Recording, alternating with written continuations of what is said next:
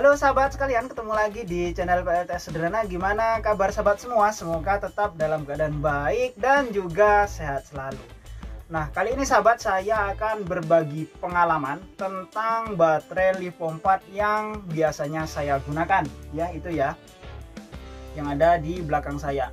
Nah, baterai yang saya gunakan di belakang saya ini kurang lebih sekitar 4 tahunan ya. Jadi kemungkinan juga kesehatannya sudah mulai menurun gitu. Nah sahabat, pengalaman yang akan saya bagikan ini kemungkinan juga akan berlaku juga kepada sahabat pengguna baterai LiPo 4 juga. Karena ya walaupun sahabat beli baterai baru, tentunya lama kelamaan akan turun performanya.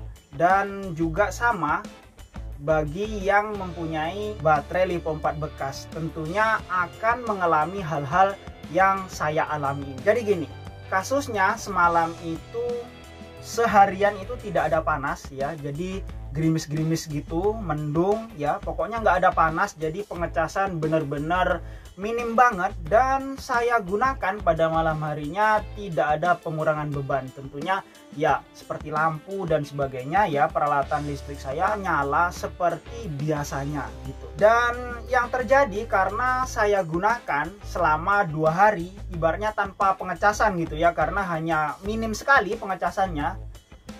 Ini pagi tadi voltasenya tinggal 12,8, dan 12,8 ini jika dilihat ya, dilihat di SOC nya itu sekitar 20%. Nah ini berakibat kepada keseimbangan voltase pada baterai tersebut. Jadi ada satu seri yang voltase selnya itu cepat banget penuhnya ya. Dan ini karena yang satu sel ini cepat banget penuhnya, maka sel yang lainnya ini tidak bisa menyeimbangi sel yang cepat penuh tadi. Ini akibat dari pengurasan baterai yang sampai dengan 12,8 tadi ya. Pengaruhnya begitu. Jadi ketika dikuras sampai bawah banget ya, bawah banget sampai 12,8, sebenarnya bisa dikuras lebih dari itu. Tapi ketika dikuras sampai dengan 12,8 saja, itu sudah berakibat kepada selnya yang tidak balance ya. Jadi sel yang seri keempat ya, kan ada 4 seri, seri 1, seri 2, seri 3, seri 4 gitu ya. Jadi yang seri keempat itu voltasenya tidak mau seimbang seperti sel-sel yang lainnya. Nah coba saya perlihatkan di kamera ya, buktinya gimana. Nah sebelumnya ini selnya seimbang ketika saya melakukan pengurasan tidak sampai di bawah 13 volt. Oke, kita cek ya. Oke sahabat, bisa diperhatikan ya. Jadi coba saya urutkan dulu nih dari sel ke-1 sampai ke sel ke-4. Nah ya, ini untuk voltasenya 13,6, kemudian yang satu 3,4, yang kedua 3,36, kemudian yang 3 3,37, dan yang keempat ini 3,5 ya. Jadi totalnya di 13,6. Nah tadi pada saat terik ini sempat protek di voltase 13,9. Nah karena protek dari BMS nya ya, karena untuk sel yang sekarang di 3,35 ini sempat naik di 3,70 ini ya pada saat panas terik tadi ya. Kemudian saya ubah settingan di SCC nya. Nah sampai sekarang juga belum bisa balance ya, masih 3,5 saja, sementara yang lainnya masih 3,39. Nah coba saya cas ulang ya.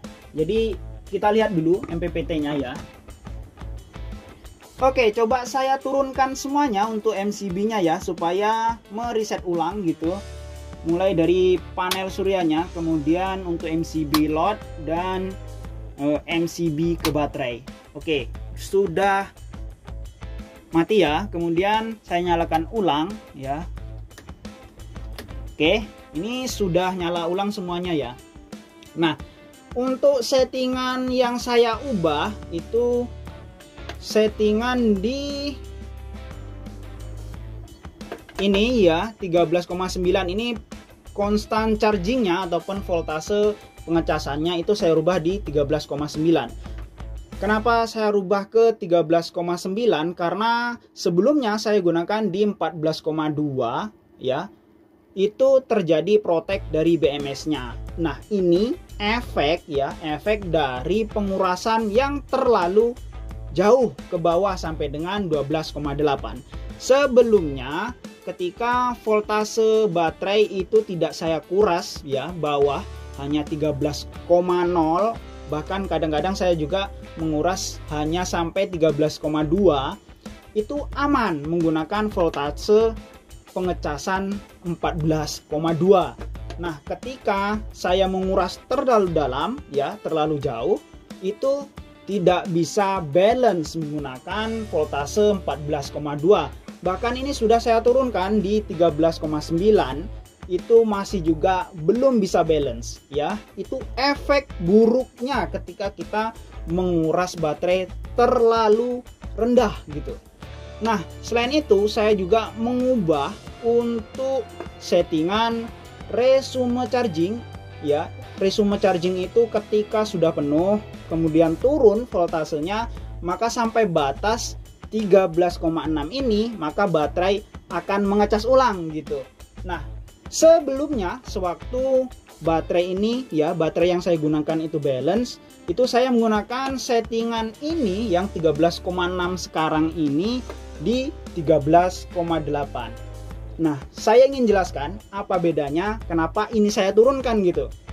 Jadi sebenarnya voltase resume charging ini digunakan untuk nafas bagi baterai yang tidak balance. Nafas apa? Nafas dari active balancer untuk membalance baterai-baterai yang tidak balance gitu. Jadi dalam waktu itu dari penuh menuju resume charging itu kan tidak terjadi pengecasan ya dari matahari, hanya mengandalkan dari baterai gitu. Maka waktu itu juga active balancer itu bertugas membalancing secara maksimal. Kenapa saya katakan begitu? Begini, karena active balancer itu maksimalnya kan hanya 5 ampere saja. Nah, ketika dilakukan pengecasan di atas 5 ampere bahkan 10 ampere mungkin, maka active balancernya tidak sanggup untuk membalance ya. Dari 10 ampere masuk hanya 5 ampere saja yang dibalance gitu. Jadi tidak mampu, makanya ada nafas yang disebut resume charging. Nah, gitu ya. Nah, kemudian ini sudah saya lakukan itu juga masih belum bisa balance. Coba kita lihat lagi baterainya ya. Nah, di sini ini sudah melakukan pengecasan ya di SCC-nya ataupun MPPT-nya itu melakukan pengecasan. Nah, ini ya, kelihatan ya. Ini untuk sel keempat itu 3,55.